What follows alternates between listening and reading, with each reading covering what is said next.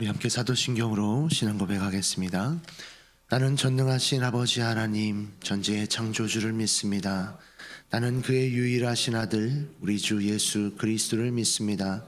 그는 성령으로 잉태되어 동정녀 마리아에게서 나시고 본디오 빌라도에게 고난을 받아 십자가에 못 박혀 죽으시고 장사된 지 사흘 만에 죽은 자 가운데서 다시 살아나셨으며 하늘에 오르시어 전능하신 아버지 하나님 우편에 앉아 계시다가 거기로부터 살아있는 자와 죽은 자를 심판하러 오십니다. 나는 성령을 믿으며 거룩한 공교회와 성도의 교제와 죄를 용서받는 것과 몸의 부활과 영생을 믿습니다. 아멘. 우리 함께 찬송가 488장 우리 함께 찬양하시겠습니다.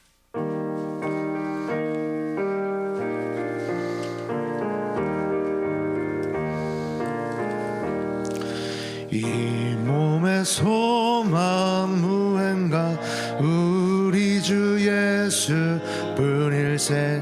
우리 주 예수 밖에는 믿으리 아주 없도다. 주 나의 반석이시니 그 위에 내가 서리라. 그 위에 내가 서리라.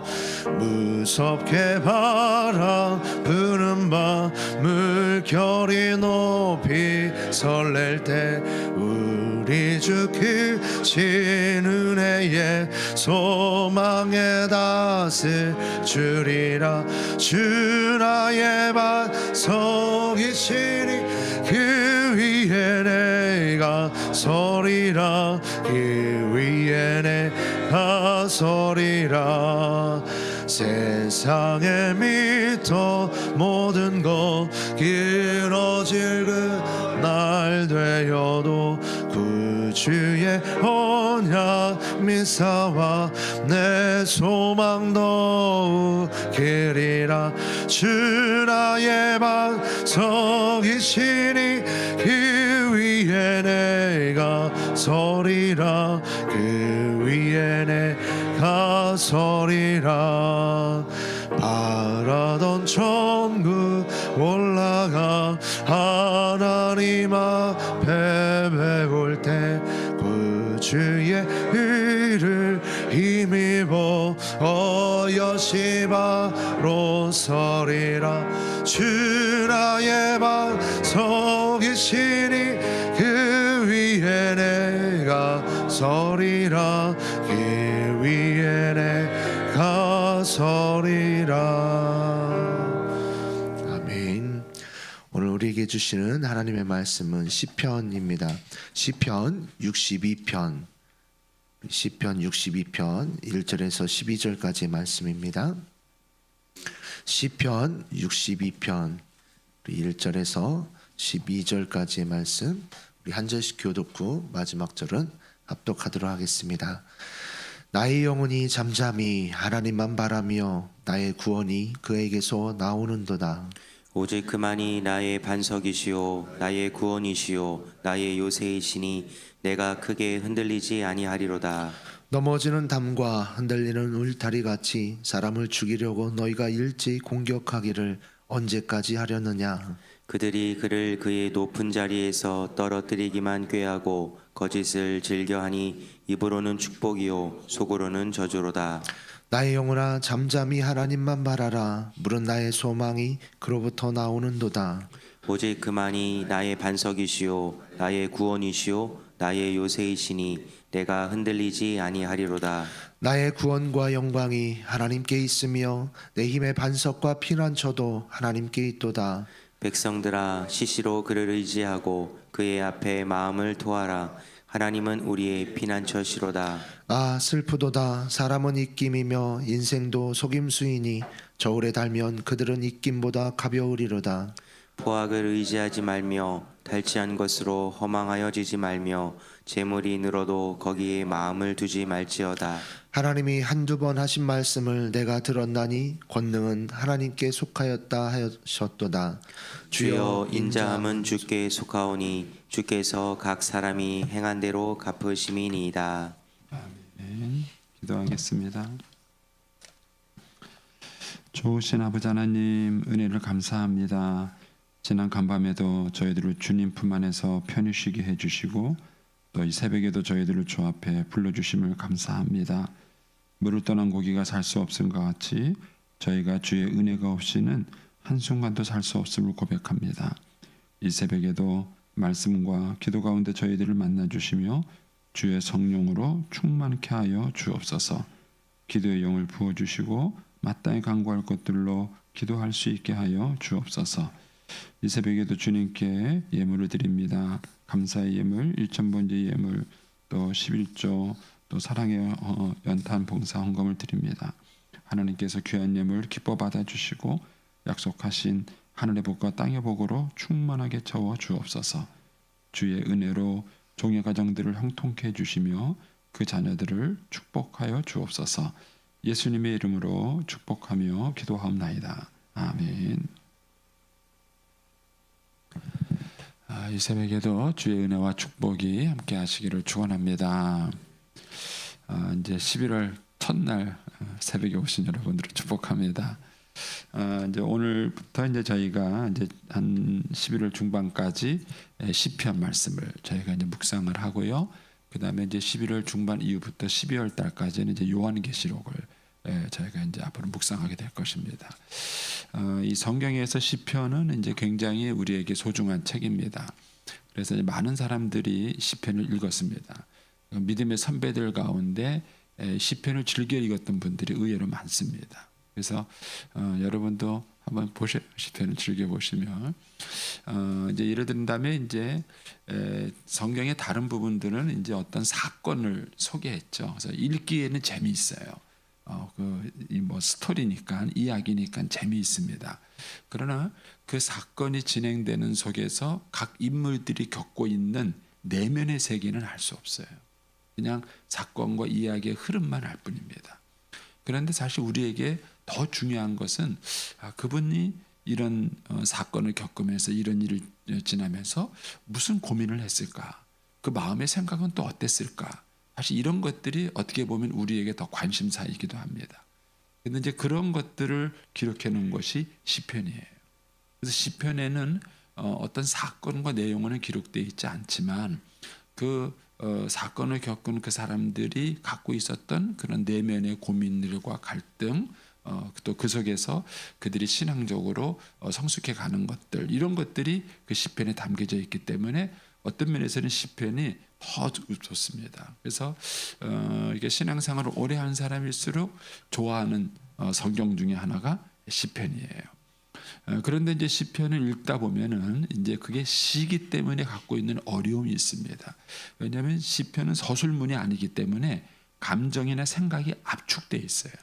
딱 내용을 압축시켜서 담아 있기 때문에 얼른 읽고 공감하기가 쉽지 않은 부분이 또 있고요. 그다음에 이제 그 시라는 것이 그렇잖아요. 어떤 자기 마음을 담을 수 있는 어떤 시적인 시상이 있습니다. 거기에다가 이제 담아서 그걸 표현하는데 그 비유적으로 표현하는 그 시상을 우리가 잘 못 느끼는 때가 있습니다. 그리고 그런 것들이 이제 시편을 읽을 때 조금 어려움을 갖고 옵니다. 그렇지만은 하나님께서 이해하지 못할 책을 주신 것은 아니에요. 그래서 여러분들이 시편을 보실 때 이 시편 기자가 가지고 있는 내면의 그런 갈등이나 그런 생각들이 어떤 것인가 또는 고민이 무엇인가를 한번 관심 있게 보시고 또 그것이 시편 기자가 어떻게 신앙적으로 그것을 해결해 가고 있는가 이런 것들에 여러분들이 관심을 가지면서 시편을 보시다 보면 이제 시편이 훨씬 더 이렇게 공감 있게 여러분에게 오실 겁니다. 자, 이제 오늘 아침 시편 62편 제가 한 2주 전에 금요 기도회 때 설교한 건데 뭐 다 잊어버렸을 거라고. 자, 이 시편 62편은 제목이 있죠. 다윗의 시다 그랬습니다. 그러니까 다윗이 지은 시고 인도자를 따라 여두들의 법칙은 그냥 그 어떤 그 노래의 운율 같은 그런 것입니다. 이제 그런 거에 따라서 이렇게 부른 노래다 이렇게 말을 하고 있습니다. 그러니까 다윗의 인생의 어떤 시점에 이 시편이 있었는지는 명확하지가 않아요. 그러니까는 다윗의 인생 전체를 배경으로 해서 이 시편을 보시면 됩니다. 그런데 여기 보면 이제 다윗이 크게 이제 1절, 2절은 신앙 고백입니다. 신앙 고백이고 3절, 4절은 다윗이 겪은 어려움이에요. 어려움이고 그다음에 5절부터 7절까지는 자기 자신에게 하는 교훈입니다. 자기 자신에게 하는 교훈이고요. 그다음에 이제 8절부터 11절까지가 다른 사람에게 하는 교훈이에요. 다른 사람에게 하는 교훈이고 그다음에 11절, 12절은 이제 이 시편의 마치 결론과 같은 그런 내용이다. 이렇게 이제 보시면 되겠습니다. 이제 크게 이렇게 구분을 해보고요. 먼저 이제 1절에 가서 보겠습니다. 여기 보면 나의 영혼이 잠잠히 하나님만 바라며가는 다윗이 하나님만 바라봐요. 왜? 하나님이 자기의 구원이기 때문입니다. 나의 구원이 그에게서 나오는도다. 여러분의 구원은 어디서 나오나요? 여러분의 구원은 정말 하나님께서 나오나요? 신자들이 이제 그 자살하는 경우가 있어요. 왜 그렇죠? 구원이 하나님께 나오지 않아서 그렇습니다. 여기서 말하는 구원이라는 것은 예수 믿고 천국 가는 구원을 말하는 게 아니에요. 여기서 말하는 구원이라는 것은 우리의 삶의 순간순간에 필요로 하는 모든 구원들을 말하는 거예요. 근데 여러분들의 구원이 어디서 나오는가 한번 생각해 보시고요.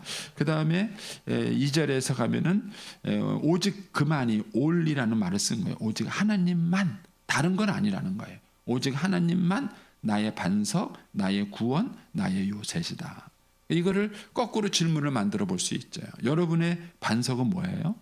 여러분의 구원은 뭐예요? 여러분의 요새는 뭡니까? 혹시 돈이 아니신가요? 제가 이제 누구랑 얘기하나 좀 약간 헷갈리는데 우리 부목사님 한 분하고 그런 얘기를 했어요. 이게 참 뭔가 인생을 살아가면서 안정적인 걸 가졌으면 좋겠다 이런 얘기를 하다가 이제 안정에 대한 얘기를 하게 됐어요. 그러면은 나처럼 이렇게 큰 교회에 있으면 안정적이냐? 내가 물어봤어요. 내가 안정적이냐? 그러니까 사람들은 우리는 자녀들을 키울 때 안정적인 삶을 살길 바라요. 그러니까는 빨리 안정적인 직장에 취직해서 안정적이라는 게 뭐야? 결국 수입이 있다는 거 아니에요. 그래서 내가 이제 웃으면서 그랬어요. 돈이 100억이 있어가지고 네 먹고 사는 문제가 아무 걱정이 없으면은 담임 목회를 가든 부목사를 가든 너 안정적이 아니냐? 내가 안정적이 아니냐? 결국 그런 거죠. 만약에 목회를 하면서 목회의 안정을 찾는다 그러면은 결국 돈을 의지할 수밖에 없어요. 뭐가 안정이에요? 뭐가 안정입니까? 그러니까 목회는 끊임없는 변화에 대한 그런 도전이고 신뢰예요. 특히 이제 저는 선교사를 나가시는 분들 보면은 많은 도전을 받아요. 그분들은 안정적인 삶을 택한 게 아니에요. 안정적인 삶을 택하면은 선교지에 가면 안 돼.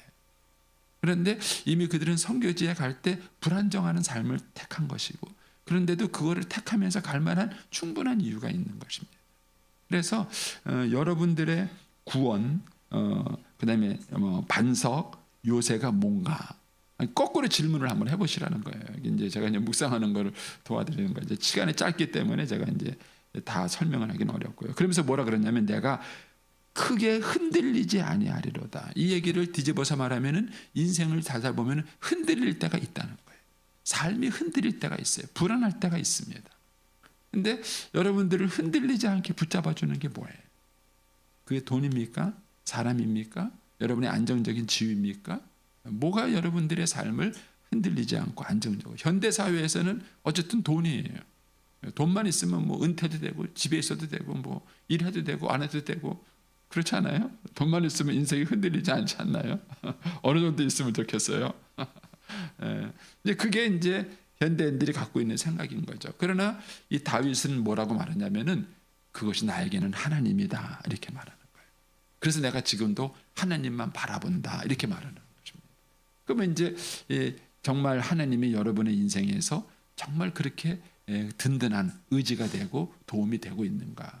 우리는 추상적 개념으로 말하면 젊은 세대들은 인정 안 해요. 야, 하나님만이 우리 의지야. 하나님만 나의 반. 이거는 원론적인 얘기고 정답과 같은 얘기예요. 근데 자녀들이 엄마 아빠를 봤을 때 정말 하나님이 의지가 맞나? 우리 엄마 아빠의 인생에 하나님이 정말 든든한 힘이 돼서 삶이 흔들리지 않고 계시는가? 그렇게 물어봤을 때는 아닌 거거든요. 그러니까 여러분들이 형식적 얘기를 하시면 안 돼요. 하나님만 바라보라. 정답과 같은 얘기. 그런 얘기가 자녀들한테는 실제적 도움이 되지 않습니다. 그러니까 이 시편을 보시면 다윗이 솔직하게 그런 얘기를 해요. 자, 3절 가서 보겠습니다. 넘어지는 담과 흔들리는 울타리 같이 사람을 죽이려고 너희가 일제히 공격하기를 언제까지 하겠느냐. 여기 보면 다윗은 사람에게 공격당하고 있어요. 공격당하고 있어요. 그것도 언제까지 하겠느냐 이런 표현을 봐서는 계속해서 공격을 당하고 있는 거예요. 이것이 어려움이에요. 인생을 살아가면서 당하는 어려움이 많아요. 그런데 사람에게 당하는 어려움이 가장 커요. 가장 상처가 큰 거예요. 그래서 우리가 인생을 당하면 상처, 직장에서는 직장 동료들이나 그 다음에 선배에게 당하는 그런 상처들, 가정에서는 누구예요? 네, 가족들에게 당하는 상처들이 있지 않습니까? 그런 것들이죠. 그러면서 4절에 보면 뭐라고 말하냐면은 그들이 자기를 공격하는 사람이죠. 그는 아마 다윗을 말하는 것이죠. 다윗을 그의 높은 자리에서 떨어뜨리기만 꾀하고, 이게 참 재밌어요. 높은 자리에서 떨어뜨린다는 얘기는 높은 자리에 올라갔다는 뜻이잖아요. 다윗이 높은 자리에 올라갔는데 높은 자리에 올라간 그 다윗을 떨어뜨리기만을 자꾸 꾀한다는 거예요. 이걸 보면은 높은 자리는 안정적 자리가 아니에요. 우리가 생각해 봤을 때는 인생의 성공에서 높은 자리에 가면 이제 뭔가 좀 안심스럽고 좀 개단할 것 같다. 요새 삼성 죽을 맛이죠. 주가 자꾸 떨어지죠. 경쟁업체 자꾸 올라오죠. 그러니까 요새 이재용 씨가 발 못 뻗고 잘 것 같아요. 여러분, 그런 엄청난 대기업, 저는요 삼성 기업에 한 귀퉁이만 줬으면 좋겠어요. 그래도 저는 발 뻗고 잘 것 같은데, 그분이 지금 얼마나 골머리 아프겠습니까? 삼성이 망하느냐 흥하느냐, 이 경쟁 사회에서 어떻게 살아남느냐 하니 얼마나 그분이 머리 아프겠습니까? 여러분, 높은 자리는 안정적 자리가 아니에요. 왜냐하면 내가 그 높은 자리까지 가기까지 얼마나 고생을 했겠어요. 그게 쉽지 않아요. 그래야 그 높은 자리에 갔는데 그걸 또 시기에서 막 끄집어 내리는 사람들이. 이거는 우리의 삶의 안정이 아닙니다. 우리는 높은 자리에 가면 안정적일 거라고 생각하는데 아닌 거예요. 다윗이 그런 얘기를 합니다. 그러면서 자기를 공격하는 사람들이 있는데 뭐라 합니까? 그 사람들은 거짓을 해요. 참 힘든 얘기죠. 사람들이 모함하고 비난하고 말이 안 되는 얘기, 근거도 없는 얘기를 막 하고 다니는 거예요. 이런 상처를 받죠. 거기다가 그것을 입으로는 축복이고 속으로는 저주예요. 겉과 속이 다른 사람들이에요. 이게 우리를 힘들게 하는 것이죠. 그러니까 다윗도 인생을 살아가면서 이런 사람들의 공격을 당한 거예요. 그리고 그것이 이제 다윗의 삶을 힘들게 말하는 것이죠. 그러니까 이런 상황 속에서 다윗은 뭡니까? 자기는 하나님만 바라보겠다는 거예요. 그래서 5절에 보시면 1절과 달라요. 1절에서는 나의 영혼이 잠잠히 이렇게 말했는데 5절에서는 나의 영혼 이렇게 말해요. 이와 아가 달라요. 그러니까는 1절은 고백적인 얘기고 5절은 자기가 자기 자신에게 하는 얘기예요. 여기서 우리가 아주 중요한 원리 하나를 배울 수 있습니다.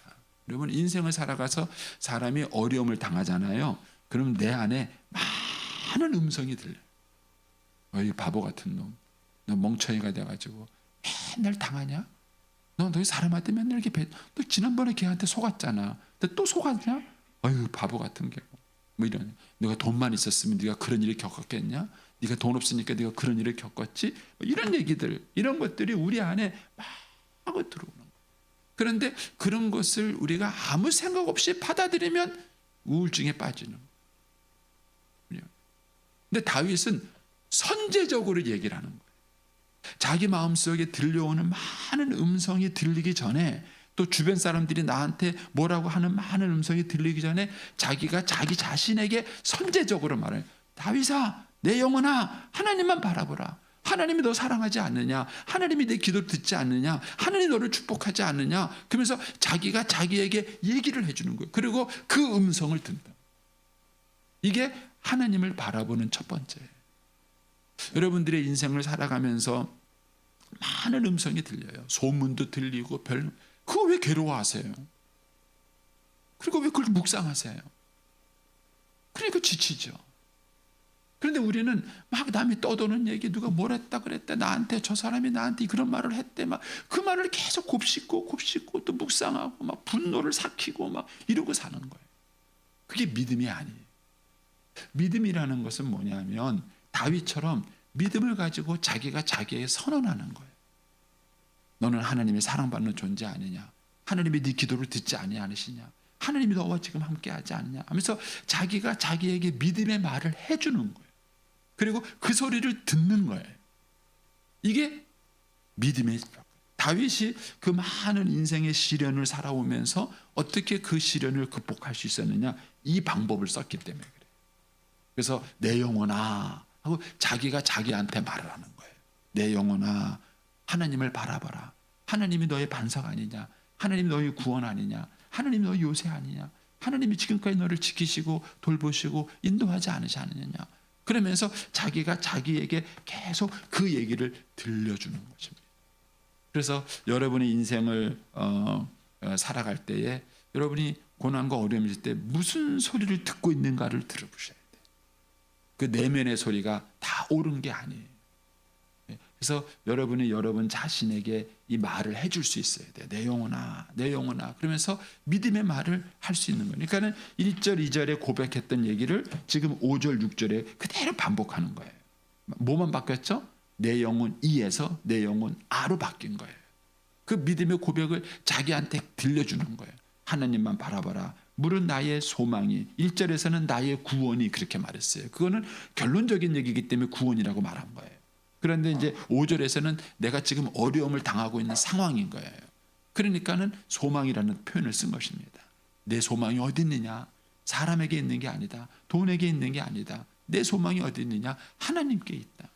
그러니까 그 하나님만 바라봐라 하면서 자기가 자기에게 얘기를 한 것이죠. 그러면서 오직 그만이 나의 반석이고 나의 구원이고 나의 요새시니 내가 거기서 흔들리지 않는 거예요. 사람을 바라보면 사람 때문에 흔들리는 거예요. 상처받고요. 자기 자신을 바라보고 의지해도 상처받고 흔들리는 거예요. 그런데 하나님만을 바라본다면 흔들리지 않는 것이죠. 그러면서 7절에 나의 구원, 나의 영광이 하나님께 있고 내 힘의 반석과 피난처도 하나님께 있다 그랬습니다. 한번 그런 거꾸로 질문을 만들어 보겠습니다. 하나님이 여러분의 피난처 맞아요? 여러분의 피난처 맞으세요? 저는 이제 여러분들이 이 새벽 기도를 왜 나오시는가 여러 가지 생각을 해봐요. 만약 여러분들이 의무감으로 나온다면은 새벽 기도가 뭔지 잘 모르시는, 새벽 기도를 즐기지 못하시는, 이 새벽 기도가 여러분에게 피난처가 되는 시간이 되어야 돼요. 그리고 여러분이 하나님을 바라보는 시간이 되셔야 되는 거예요. 이 새벽에 하나님을 바라보고. 저는 이제 새벽에 나오기 전에 이미 은혜 받고 나왔어요. 은혜 막 새벽에 일어나서 아침에 일어나서 말씀 묵상하고 저를 이미 하나님 바라보고 은혜 받고 나온 거예요. 그러니까는 그 시간이 여러분들에게 은혜가 돼야 그게 짐이 안 되는 거예요. 근데 이 시간이 여러분들에게 피난처가 되지 않고 이 시간이 여러분들에게 하나님이 바라보는 시간이 되지 않는다면 이 시간이 피곤한 시간, 피곤하고 힘든 시간이 되는 것이죠. 그러면서 이번에는 이제 8절에 가서 주어가 바뀌죠. 백성들아, 아까는 나의 영혼아 이렇게 말했는데 이제는 백성들아 하고 주어가 바뀌어요. 이제부터는 다윗이 자기가 경험한 것을 가지고 다른 사람에게 교훈해 주는 거예요. 그러게 권면을 해주는 것입니다. 그러는데 이 권면 속에는 다윗이 경험한 그 지혜가 담겨져 있는 거예요. 결국 다른 사람에게 권면하는 그 얘기는 다윗이 자기에게 이미 하고 있었던 것이고 누렸다는 얘기를 하고 있는 것이죠.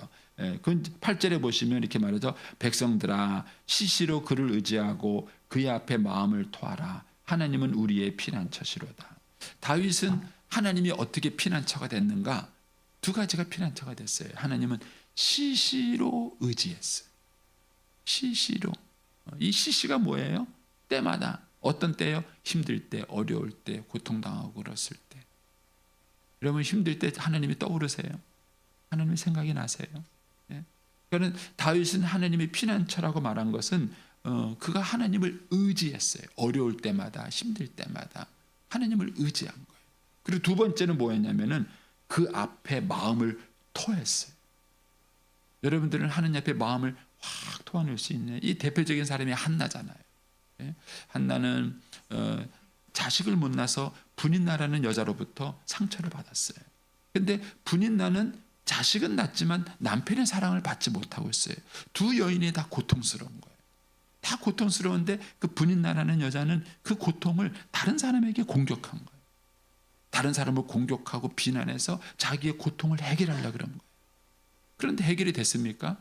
해결이 안 됐죠. 남편 사랑이 돌아왔습니까? 돌아오지 않았죠. 문제가 해결되지 않았어요. 근데 반면에 한나는 어떻게 했습니까? 그거를 하나님 앞에 토했어요. 얼마나 마음을 토했는지 엘리 제사장은 술주정하는 줄 알았어요. 그런데 한나는 정말 그 마음을 하나님께 쏟아놨습니다. 그러니까 어떻게 해요? 하나님께 위로를 받았죠. 그리고 기도 응답을 받았죠. 결국은 복된 여인이 된 것입니다. 이게 피난처예요. 그러니까는 자녀들이 우리 부모 세대를 봤을 때 부모님들도 인생을 살아가면서 힘든 순간과 어려운 시기들이 있잖아요. 그걸 다 자녀들이 곁에서 보고 있잖아요. 근데 그때 우리 애들이 아는 거예요. 아, 정말 우리 엄마 아빠가 하나님이 피난처를 삼고 있는지, 정말 하나님의 피난처가 되고 있는지 아이들이 그거를 자연스럽게 보고. 그러니까 여러분에게 묻고 싶은 게 그거예요. 하나님이 정말 여러분의 피난처신가? 피난처신가? 그러니까 다윗은 내가 하나님만 바라본다. 왜? 하나님이 나의 피난처시기 때문에. 근데 구체적으로 어떻게 피난처가 되느냐? 8절에서 얘기하는 거예요. 시시로 그를 의지하고, 그 다음에 그의 앞에 내 마음을 토하고. 이게 다윗에게 하나님의 의지가 되는 거예요. 그러면서 이제 9절에 또 다른 얘기를 해요. 아, 슬프다. 사람은 입김이며 인생의 속임수다. 저울에 달면 그 입김은 그들을 입김보다 인생이 얼마나 허망합니까? 하는 인생 같은 게 그런데 이런 인생을 우리가 그동안 의지하고 사는 거예요. 이런 인생에게 소망을 두고 사는 거예요. 어리석다, 아무것도 아니라는. 그래서 여러분 부모님들이 해야 될 첫 번째 사명이 뭐냐면은요. 어렸을 때는 자녀들이 부모를 전적으로 의지하게 살아야 돼요. 부모가 그렇게 해줘야 돼요. 피난처가 돼줘야 돼요. 그러나 아이가 인생을 살아가는 동안에 부모가 입김인 걸 알아야 돼요. 그래서 아이들이 부모를 의지하지 않고 하나님을 의지하도록 도와야 돼요. 그게 부모가 자녀들을 기르는 거예요. 근데 마치 부모가 천년만년 살 것처럼 걱정하지 마. 아빠가 다 책임져 줄게. 아빠가 돈 많이 벌었어. 그렇게 해줄게. 이따기 말을 하면 안 돼요. 여러분들이 갖고 있는 권력, 돈, 그걸 가지고 자녀들이 피난처 삼게 하시면 안 돼요. 어렸을 때는 그렇게 해주셔야 돼요. 어렸을 때는 부모가 피난처가 되고 의지가 돼야 돼요. 그러나 나이가 들면 아들한테 깨닫게 해줘야 돼요. 부모는 입김이다. 후 하고 날아가는 입김. 부모뿐만 아니라 모든 인생이 그렇다. 사람을 의지하는 게 아니다. 그리고 하나님을 의지하는 거다. 이거를 우리 자녀들에게 가르쳐 주셔야 돼요. 그러면서 이제 10절에 하지 않는 것을 얘기해요. 포악을 의지하지 말고, 탈취한 것으로 허망하지 말고, 재물이 들어도 거기에 마음을 두지 말고, 세 가지를 안 하는 얘기를 해요. 그게 하나님을 의지하는 거예요.